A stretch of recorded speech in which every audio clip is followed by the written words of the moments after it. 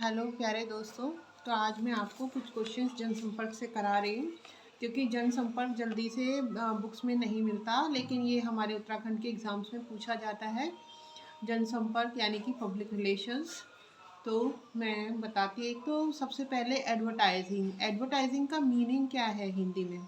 Advertising का एक तरीके से मतलब है सार्वजनिक घोषणा करना, ठीक है।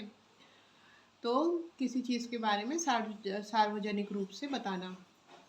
अब जो हमारा एक बहुत ज़्यादा मोस्ट इम्पॉर्टेंट क्वेश्चन है कि जो हमारा पहला न्यूज़पेपर था हिंदी का, उदंड मार्तंड, तो ये कब प्रकाशित हुआ था? तो ये 1826 में प्रकाशित हुआ था और इसके संपादक थे पंडित जुगल किशोर।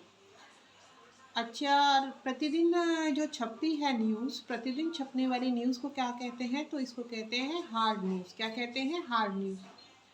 और साप्ताहिक या मासिक छपने वाली विशेष खबर को क्या कहते हैं? Soft news. साप्ताहिक और मासिक रूप से भी कुछ खबरें होती हैं जो छपती हैं, उनको कहते हैं, क्या कहते हैं? Soft news. और जो मीडिया है, मीडिया को क्या कहते हैं? मीडिया को या न्यूज़पेपर्स को क्या कहा जाता है? लोकतंत्र का चौथा स्तंभ, फोर्थ स्तंभ, ठीक है।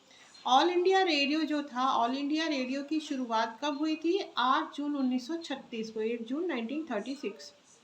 आकाशवाणी जो है, आकाशवाणी को आकाशवाणी नाम हमारे उत्तराखंड के ही थे, सुमित्रा नंदन पंत जी, इन्होंने दिया था। और कब दिया था? 1957 में। और इनकी किस उसके लिए, रचना के लिए इनको ज्ञानपीठ पुरस्कार दिया था? ये बच्चा बच्चा जानता है उत्तराखंड का, लेकिन अगर उत्तराखंड के बाहर भी, क्योंकि जनसंपर्क के क्वेश्चन पूछे जाते हैं, तो इनको मिला था चिदम्बरा के लिए।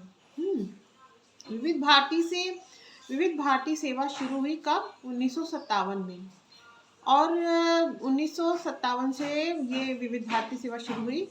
और रेडियो अद्भुत शक्ति है, ये किसने कहा? तो महात्मा गांधी ने। ये महात्मा गांधी का बहुत ही इम्पोर्टेंट कथन है, इसको भी आप लोग याद कर लीजिए कि रेडियो जो है क्या है? एक अद्भुत शक्ति है। और टेलीविज़न इंडिया या फिर दूरदर्शन 1959 से इसकी शुरुआत हुई। और जो नियमित प्रसारण है दूरदर्शन का, वो 1965 से शुरू हुआ। मतलब पहले दूरदर्शन शुरू हो गया था 1959 में, लेकिन नियमित रूप से इसमें प्रोग्राम्स नहीं आते थे। तो नियमित रूप से प्रोग्राम्स आने शुरू हुए 1965 में। और दूरदर्शन इसको नाम कब दिया गया? 1975 में।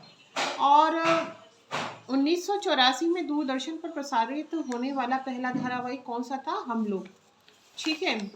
अब जो प्रसार भारती है हमारा, इसका गठन कब हुआ था? 1997 में। एंकर द्वारा वीडियो द्वारा खबर की पुष्टि करना क्यों क्या कहते हैं? देखा होगा, कोई वीडियो आती है, बीच में कोई खबर आई, उसको फिर एंकर उसके बारे में कोई वीडियो दिखाता है, उसको बोलते हैं एंकर बाइट। क्या बोलते हैं? Anchor bite.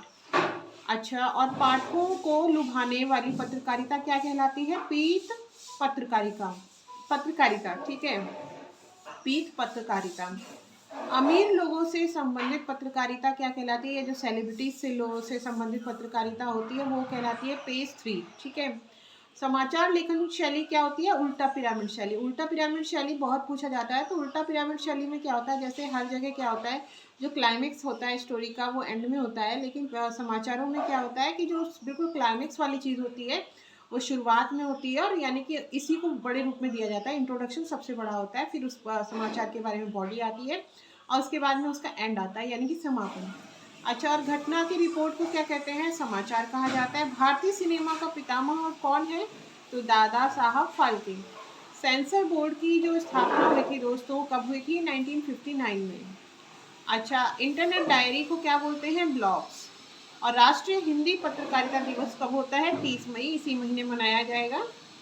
और जो हमारे अंबेडकर जी थे, उन्होंने कौन सी फेमस पत्रिका का संपादन किया? तो उसका नाम था जनता।